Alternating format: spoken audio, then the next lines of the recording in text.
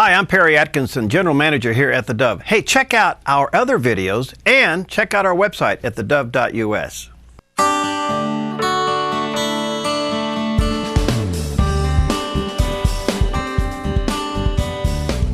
Welcome to Focus Today. I'm your host, Perry Atkinson, and we have all been watching with great interest. Is there going to be an immigration bill this year? Congress has worked on it, then they said there's not going to be one, then there is going to be one. Texas Senator Ted Cruz just recently said the proposed one in the House is nothing more than an amnesty bill, and that resulted in hundreds, if not thousands, of phone calls going into the House switchboard and rejecting that idea. So what is it really up with immigration, and how dangerous is it if we were to go to a total amnesty of these illegal immigrants into our country? Huge issue, very controversial. I'm always honored to have with us Phyllis Schlafly, hold her in high regard. She's a champion in so many ways, a lawyer, conservative political analysis, author of several books, head of Eagle Forum, and I've had the chance and high opportunity to meet with her on many occasions. And Phyllis, it's so nice to have you back. Are you snowed in this morning? Hello, Perry. Well, I expect to be able to drive out of my house this afternoon, but I was snowed in for quite a number of days. Wow. Well, our prayers are with you. Quite a storm. Well, you've been writing about this and this whole thing, the facing the reality about amnesty and the proposed immigration bill. Give us your thoughts on this. Well, what I did was to gather all the polls on the subject. So it's not my opinion. It's the polls conducted by respected pollsters, lots of them. And I've posted a 30-page report on my website, eagleforum.org. And they are unanimous in saying that these immigrants, legal and illegal, coming in, don't really understand our country and will probably vote Democratic. In other words, conclusion is it's suicide for the conservative movement and for the Republican Party. Now, we all know America is exceptional, but a lot of people don't realize how really unique we are. We have built the most freedom and the most prosperity of any country in the world, and we believe, conservatives believe, that that's because we have limited government. As Jefferson said, we bind them down from mischief by the chains of the Constitution. But the people coming in don't appreciate that. They have no experience with it. They live and come from big government countries. And so we find that they come in and they vote Democratic. I think a good example is the Boston bombers. They came in under a racket, lying about persecution, and came in under the asylum gimmick. And, of course, they showed that background checks are worthless because the government should have found out they were dangerous before they came in. And then they collected $100,000 in welfare benefits. Wow. So we don't want to just bring in more people to enhance the Democratic vote. All right, so where do we go with this, Phyllis? Because, you know, what's so interesting is that there's a lot of argument back and forth, and it looks like the Republicans are slowly collapsing on this. And Ted Cruz, as I mentioned earlier, has said this is nothing more than a proposed amnesty bill, and there is pushback. Where do you think the American populace is on this? Well, I think the American populace is totally against giving citizenship to illegal aliens. They've broken our law, and you give them citizenship, you give them a reward for the illegal action they took. Right. And I think Ted Cruz's statement was really inspired a lot more messages to congressmen from people who do not like amnesty. The American people don't want it. We think our border should be secured before we even discuss the subject. You know, I remember when you see things on TV, they kind of remain in your subconscious. And I remember seeing the picture of George W. Bush signing the secure fence law. Right. Yeah, but we never got it.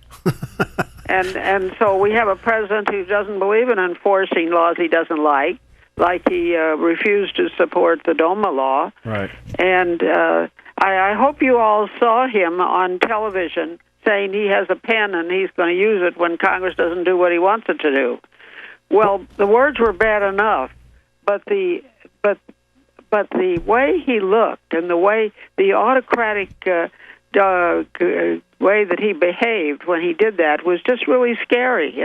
It's not something that we can tolerate in a people of self-governing system. Well, it seems to be on the shelf for at least for the moment. I don't know if it's one of these things that'll slide in at the last moment. And now that he has a phone and a pen and he seems to be governing through executive order, which now is a lawless act, do you think the president's up to just total amnesty on the illegal aliens? Yes, I do. You've got two powerful lobbying groups. You have the Democrats who want the votes, and then you have the big business that wants the cheap labor. And everybody believes that jobs, unemployment, are our biggest issue at the present time. Why would we want to bring in millions more looking for jobs to take them away from American citizens? And that's what it amounts to. Now, Boehner has said he's going to not bring up amnesty for the rest of this year. And let me say that any form of so-called reform is amnesty. Right. It will ultimately mean citizenship and votes for the Democrats.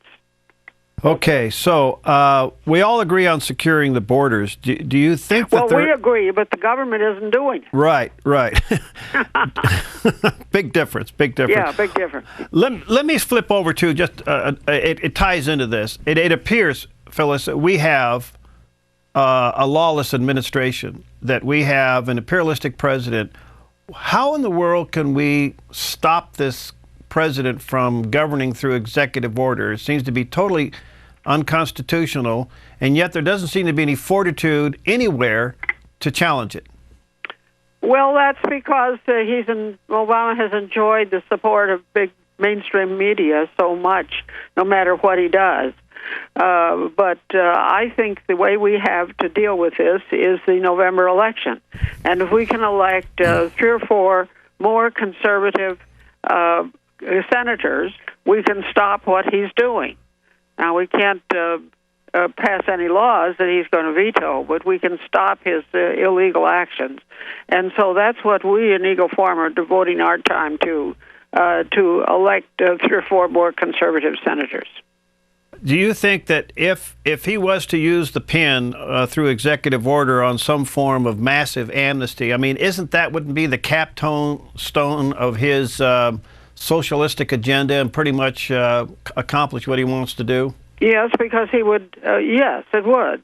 And when he told Joe the plumber he wanted to spread the wealth around, it was a bigger threat than that. He even wants to spread the power around. He thinks it isn't fair that we're richer and more powerful than other countries, and he wants to bring us down to the level of other people. And we have a better system. And the people coming in from other countries don't understand that because they don't have a system like ours. Right. They don't even know what you're talking about when you talk about limited government. Now, these polls that I've assembled and collated on my website, eagleforum.org, are really unanimous in saying what the people coming in, what the immigrants are saying. And for example, one poll found that 2/3, 67% of native-born citizens believe our Constitution is a higher legal authority than international law, but only 1/3, or 37%, of naturalized citizens share that view.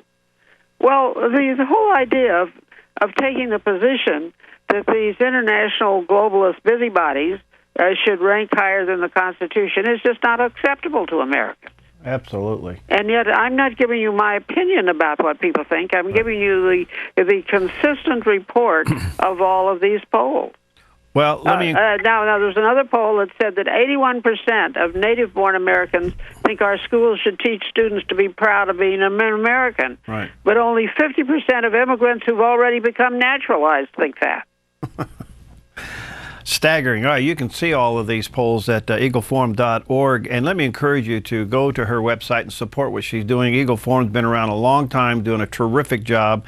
And here we are in this election cycle, and I'm sure she can use your help and your support in the outreaches Phyllis and her crew are involved in. Phyllis, thank you. We value your partnership greatly, and stay warm and stay at it. All right. Well, that's hard, but we're going to do it. Okay, thanks. Talk to you soon. Bye. Bye-bye. Phyllis Schlafly with us. All right, got more to come and open line a little bit later on. We want to hear from you in just a few moments.